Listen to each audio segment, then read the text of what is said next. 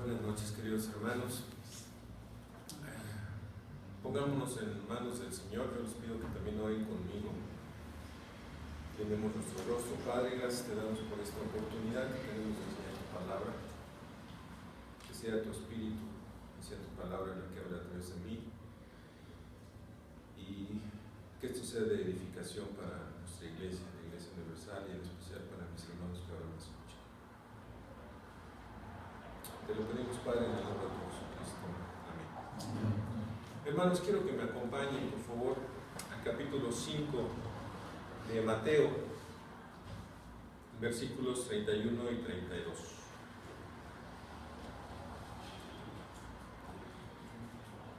Capítulo 5, versículo 31 y 32 dice así: también fue dicho, cualquiera que repudia a su mujer, dele carta de divorcio. Pero yo os digo que el que repudia a su mujer, a no ser por causa de fornicación, hace que ella adultere. Y el que se casa con la repudiada, comete adulterio. A simple vista, estos dos versículos pues son nada más dos versículos. Sin embargo, en el contexto bíblico, pues tienen una gran profundidad y hay una gran enseñanza detrás de todo esto. ¿Qué es lo que vemos aquí? Yo titulé la predicación del día de hoy: el divorcio, causa de adulterio.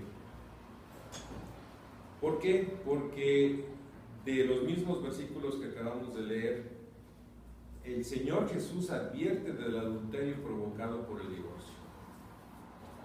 Y esto es algo muy importante. El Señor Jesús ha estado advirtiendo en los versículos previos, en el versículo 21, oísteis que fue dicho, y oísteis que fue dicho en el 27, es decir, está lanzando advertencias contra las falsas enseñanzas o las superficiales enseñanzas que tenían en ese entonces los rabinos, los fariseos, los escribas, ¿no? Que de alguna manera parecía que eran bíblicas, extraídas del consejo bíblico, pero que finalmente no lo eran, servían para fines totalmente distintos. Así lo vamos a ver. Desde mi punto de vista, lo que Jesús está advirtiendo aquí es precisamente eso. ¿Qué está advirtiendo? Que alguien está enseñando que cualquiera que repudie a su mujer debe darle carta de divorcio.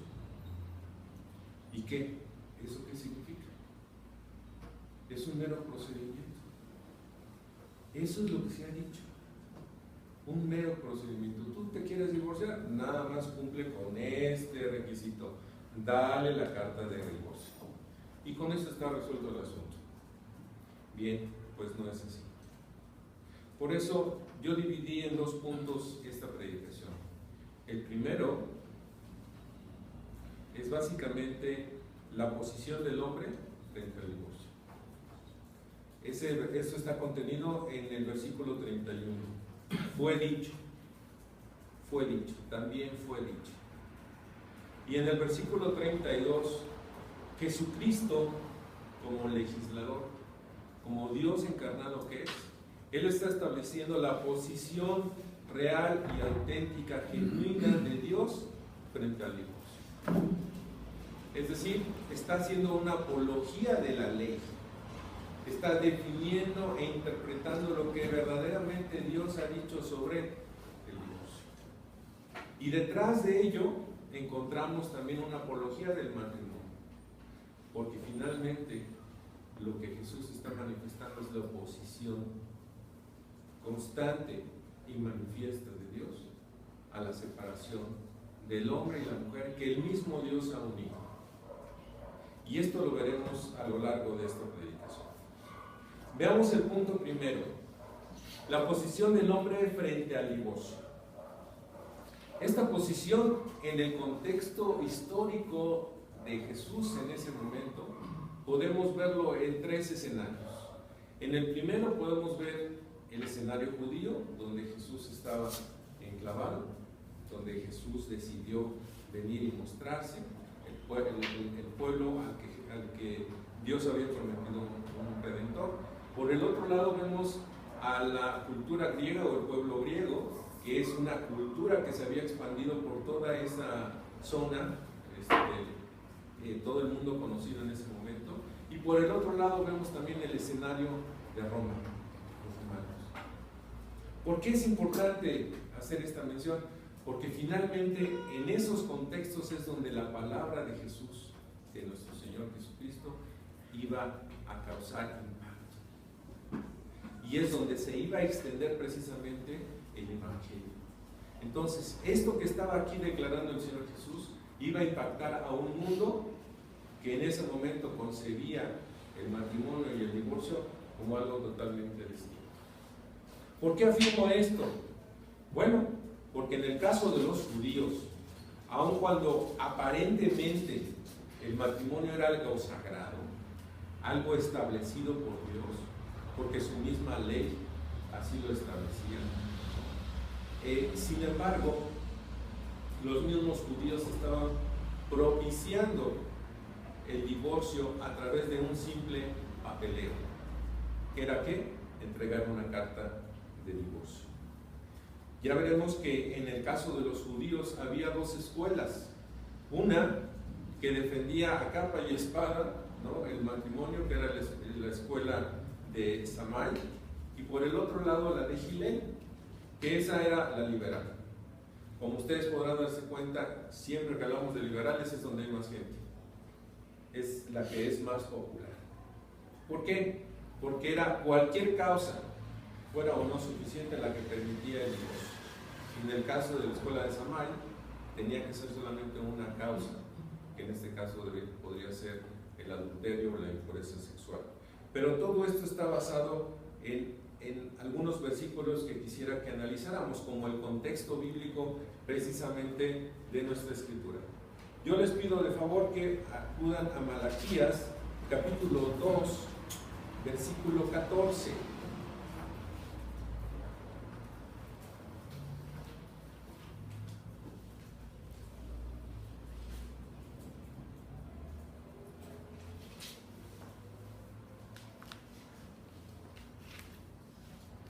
Dice Malaquías 14, más diréis ¿por qué? Porque Jehová ha atestiguado entre ti la mujer de tu juventud, contra la cual has sido desleal, siendo ella tu compañera y la mujer de tu pacto. No hizo él uno, habiendo en él abundancia de espíritu. ¿Por qué uno? Porque buscaba una descendencia para Dios. Guardaos pues en vuestro espíritu y no seáis desleales para con la mujer de vuestra juventud.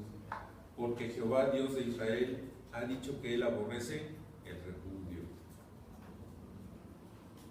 Esto, hermanos, era el contexto judío. Ellos sabían esta situación. Sin embargo, ellos, en este mismo contexto judío, se abrigaban a las palabras de Deuteronomio 24, 1 al 4. Quisiera que también me acompañaran a esos versículos. Deuteronomio 24, versículos del 1 al 4.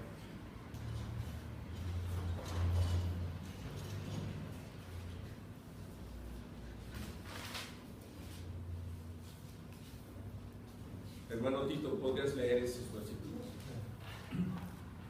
Cuando alguno tomare mujer y se casare con ella, si no le agradare por haber hallado en ella alguna cosa indecente, escribirá carta de divorcio y se la entregará en su mano y la despedirá de su casa. Y salida de su casa podrá ir y casarse con otro hombre, pero si la aborreciere este último y le escribiere carta de divorcio y se la entregare en su mano y la despidiere de su casa, o si hubiera muerto el posterior hombre que la tomó por mujer, no podrá su primer marido que la despidió volverla a tomar para que sea su mujer, después que fue envilecida, porque es abominación delante de Jehová, y no has de pervertir la tierra que Jehová tu Dios te da por heredad. Bien, este es realmente el contexto bíblico completo. Sin embargo, lo que estaban diciendo los escribas y fariseos, los rabinos de ese momento, en el momento en que Jesús estaba contradiciendo la enseñanza de ellos, es que si no le es agradable, que le escriba carta de divorcio. Nada más, que con eso era suficiente. Cualquiera que repudie a su mujer, y no dice por qué, que le dé carta de divorcio. Entonces la enseñanza es superficial, es incompleta y sobre todo es totalmente contraria a lo que Dios había establecido. porque el mismo texto de Deuteronomio 24, del 1 al 4, cuando dice que si sucede que no le es agradable, aclara, porque ha encontrado algo reprochable en ella. Y en este sentido, esa parte es quizás la que Jesús está diciendo, está siendo ignorada. Oísteis que fue dicho. Y dice también se os dijo, también fue dicho que cualquiera que repudie a su mujer, dele carta de divorcio. Jesús está descubriendo lo que es una falsa enseñanza. ¿Qué significa encontrar alguna indecencia o algo reprochable? Bueno, pues básicamente lo que dice la escuela de Shammai, y que es precisamente a la que nuestro Señor Jesús se alineaba, era precisamente que lo reprochable era un acto impuro, una impureza sexual, un acto de adulterio. Los judíos de ese momento, los escribas, los fariseos, los rabinos, citaban Deuteronomio 24 del 1 al 4 como el único fin de que esta prescripción regulara el papeleo. En el medio de los abogados, y esto es algo importante, en el medio de los abogados tenemos un código civil y un código de procedimientos. En el código civil se establecen los derechos, y en el código de procedimientos cómo deben ejercerse esos derechos ante los tribunales. Bueno, estos judíos habían hecho de un procedimiento un derecho. ¿Por qué? Porque decían, bueno, es que Moisés nos mandó que le diéramos una carta de divorcio. ¿Dónde dice eso? En Mateo 19. Vamos a Mateo 19. Versículos 7 al 9.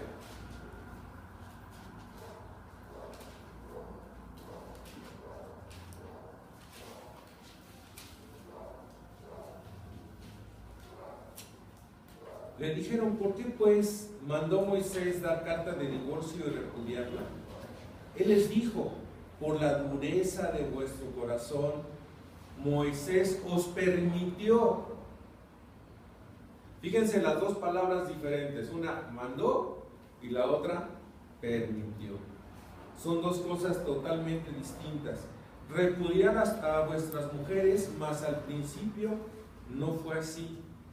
Y aquí vuelvo a aclarar el punto y lo vamos a ver más tarde.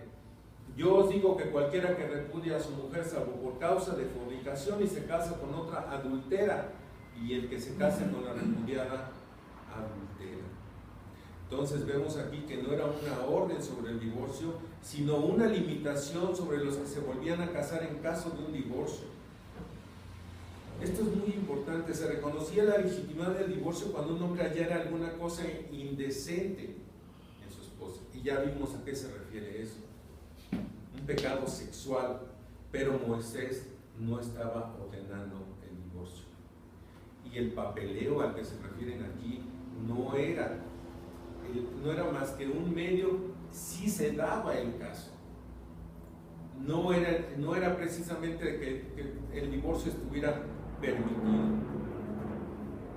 Bien, ¿cuál es la posición entonces de Dios sobre el divorcio? Ya vimos la posición del hombre, en qué contexto se dio y cuál es la posición de Dios sobre el divorcio. Una posición muy distinta, porque en el mundo griego, por ejemplo, la mujer estaba aislada. La mujer casada debía ser una mujer respetable que no podía convivir con el hombre más que en la intimidad. No podía estar cerca de los actos sociales, no podía salir a la calle como vemos ahora que lo hacen todas las personas. Estaba recluida en su hogar, tenía que ser una mujer respetable. Y el hombre podía realizar cualquier acto, inclusive el adulterio estaba bien visto. Y era una paradoja, ¿no? Porque buscaba una mujer respetable para casarse y una mujer impura para casarse. Jesús estaba enseñando algo totalmente distinto. Eso no va con lo que Dios ha establecido. La posición que vemos que adopta nuestro Señor Jesús está en el mismo versículo 32 que dice, pero yo os digo. Esto es algo muy importante, hermanos. El decir de Jesús no es una opinión personal. Si nosotros hablamos, por ejemplo, de nuestro país, hoy vimos que el Senado estaba cercado, me tocó ver que el Senado estaba cercado. ¿Qué es el Senado? ¿Qué es la Cámara de Diputados? Es el órgano legislativo. Son los que establecen la ley. Y en ese sentido son soberanos. Ellos pueden establecer las leyes que consideren convenientes para el país. No estamos en una monarquía donde el rey es el que establece las normas. Y este es el caso del Señor Jesús. El Señor Jesús es el rey que establece las normas. Jesús vino como un legislador, más que como un intérprete, como un legislador. Pero también vino a cumplir la ley, porque ese es el antecedente que tenemos aquí en el capítulo 5.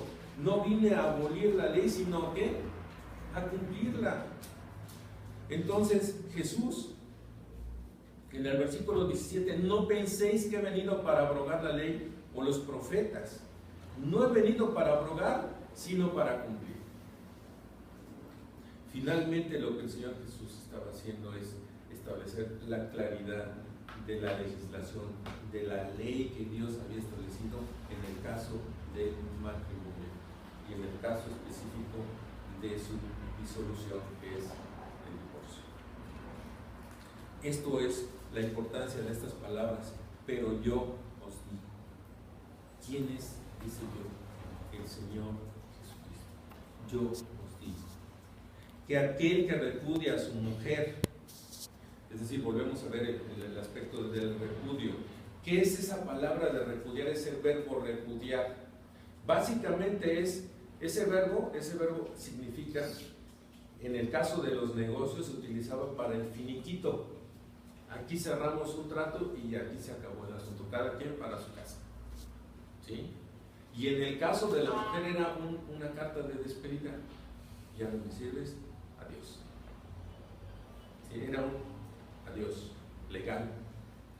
Y era una manera, pues, era como decía aquí, un repudio: no me resultas agradable, ya no me sirves, vete. Pero como lo dice el mismo Señor Jesús, Moisés, viendo la dureza de su corazón, permitió esto. ¿Por qué? Porque había que proteger a quién, al que había sido repudiado, ¿no? Era una extensión, como decía un hermano, una extensión de la gracia, pero también una extensión de la gracia ¿para quién? Para el cónyuge inocente. Y eso es lo más importante. Entonces, la posición de Dios sobre el divorcio es que lo que ha unido Dios no lo separe el hombre. Eso lo vemos en Génesis 2:24. En Éxodo 20:14 se nos habla de la prohibición de ¿qué? Del adulterio. ¿Por qué? Porque el adulterio, ¿qué es lo que provoca? El divorcio. ¿Sí? Y parece un contrasentido, pero el Señor Jesús está insistiendo en este versículo en que es el divorcio lo que provoca ahora ¿qué? El adulterio. Es una causa de adulterio.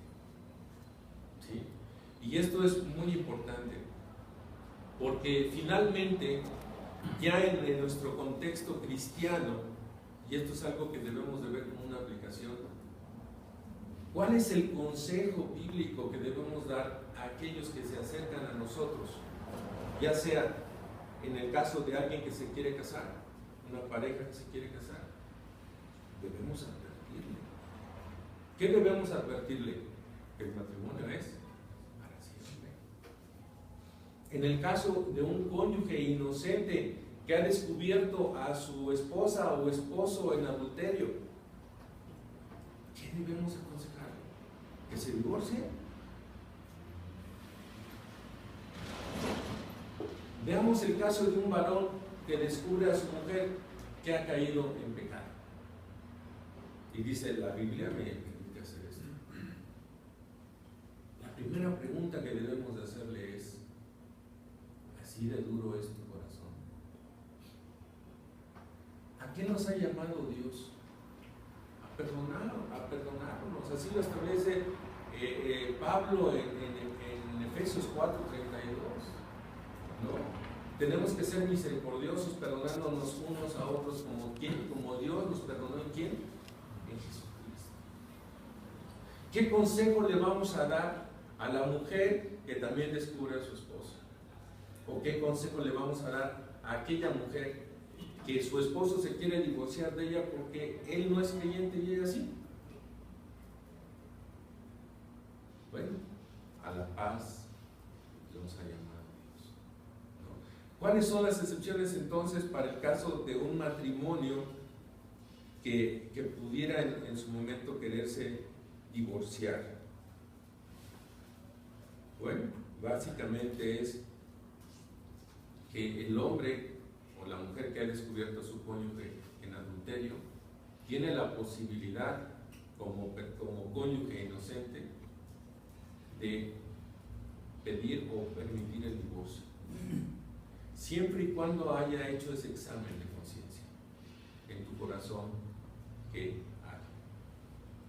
hay en tu corazón? Puedes pedir, porque dice, a no ser por causa de fornicación hace que ella adultere. Piensa en lo que va a pasar en tu esposa. Esto es lo que está diciendo el Señor Jesús, y por eso el divorcio puede ser causa de adulterio. No le des el divorcio a tu esposa, no le des el divorcio a tu esposo. ¿Por qué? Porque eso puede ser causa de un mayor pecado. Entonces, ¿cuál es nuestra aplicación, hermanos? Estamos viviendo en un país donde el adulterio es algo común y el divorcio lo es más. El divorcio antes se establecían causales, de las cuales después de cierto tiempo el adulterio fue borrado como causal. Ya no se consideraba causal del divorcio y menos se consideraba un delito. Ahora, el que se quiera divorciar, lo único que tiene que hacer es solicitarlo al juez, aunque no cuente con el consentimiento del otro. Pero en la Judea de entonces, donde vivía Jesús, era más fácil darle una carta de divorcio y ahí se acaba. Entonces, hermanos, debemos reflexionar: ¿qué vamos a seguir? ¿El consejo del hombre o el consejo de Dios? Nuestra posición como pastores o líderes de la iglesia es que seguir y enseñar el consejo de Dios. Muy bien, hermanos, muchas gracias. Gracias, Fred. ¿Qué pasó con esa ilustración que me platicaron? ¿No lo usaste?